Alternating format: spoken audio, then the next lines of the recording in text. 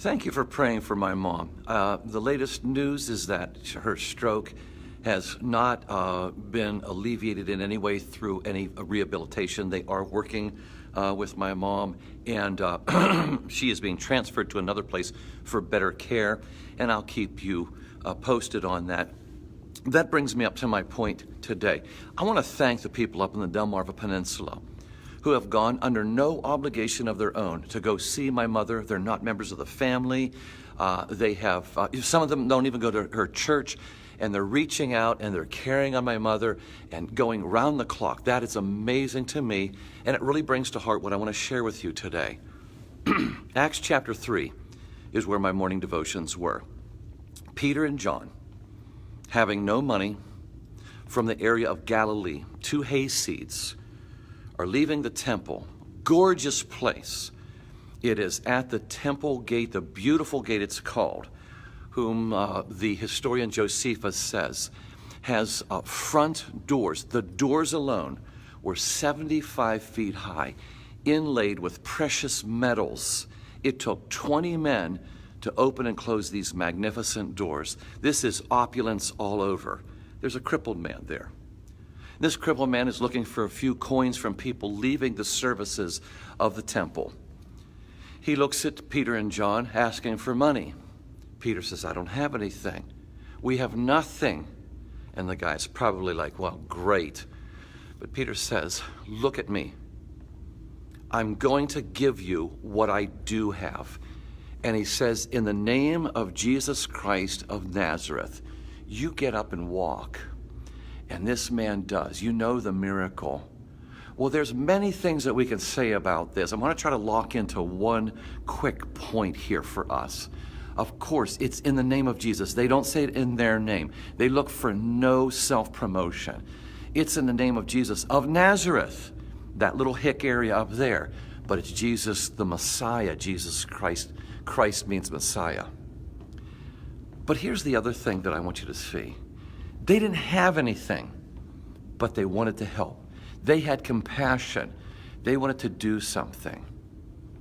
I'm going to tell you a story of one of the things that still bothers me to this day. It still angers me, but I want to share it to you that you might, and I hope it will help you.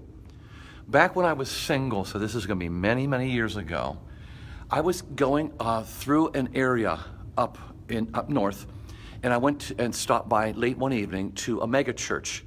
And I slipped in the back. I didn't know many people. I slipped in the back to be able to hear a service.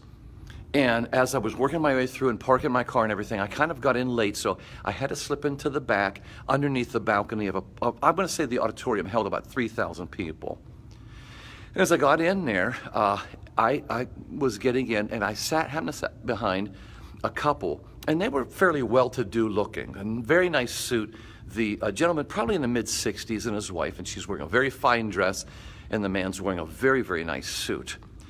Consequently, well, I would say this, almost in contrast, there was a man on the other side that came in and slipped in, and he was a homeless man. It was very obvious.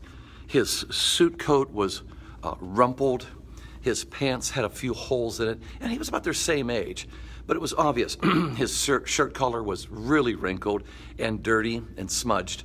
But he came into the service.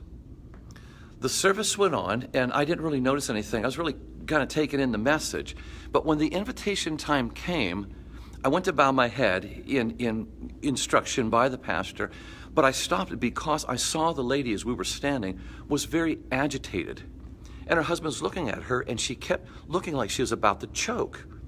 And I thought, well, maybe there's something I need to help them out with medically. So I kept my eyes open. I admit it, I kept my eyes open, and I was watching. He was conversing with her back and forth quietly, and she gestured to the homeless man on the other side of her husband was there. So the lady was here, the husband was here, and this homeless guy was over here. She gestured to him, and she kept touching her nose. And I couldn't figure out what they were doing. And of course, the homeless man is unaware of what they're doing. He's in prayer during the invitation. The husband, I am not making this up, the husband then receives something from his wife and turns, trying to be hiding it. He takes a small bottle of perfume she had handed to him, and in having his hand down here, he slings it down there. He is throwing perfume on this homeless guy. He is slinging perfume on the side of this homeless guy. I'm stunned. And the homeless man realizes he's been hit with some liquid, and he looks up, and this man quickly stops. But when the homeless man looks down, he realizes, and he smells this foreign, strong-smelling substance on him, and he realizes what they've done. The insult was stunning. I didn't know what to do, but then quickly I realized, as this was over, well, I'm not sure. I know I need to go one to two things. Either go and deal with this couple for what they did, or go and show compassion to this homeless man. So I chose the latter. I went, I tried to get down the row, it's a very long pew, to get to this homeless man and let him know that, that he was cared for. And I worked my way over there, and in my memory now, I did get to him. I was able in the lobby to get to him, and I was trying to apologize on behalf of this very ignorant couple and let him know he's cared. But he was so bothered by it, I couldn't get through. I'm still grieved for that story, over that story and that memory today. Couldn't they have done something kind to him? And I grieve because I didn't do something more kind to him. He kind of parted away in this thick lobby and went his way, and I never saw him again. Isn't there something we can do kind? Even if people don't meet our senses or our expectations, they don't seem the way that would make us comfortable. Surely there's something we can do to show people we care. Peter and John were the equivalent of wearing jeans and boots and flannel shirts. They didn't have anything in their pockets, but they had Jesus Christ, and they had a love through Jesus Christ. Maybe we could do the same thing. I want you to think about that today. Are there people around you that maybe don't really make you comfortable, but they still need Jesus, or they need Jesus' love? Something for us to take to heart today. Thank you so much.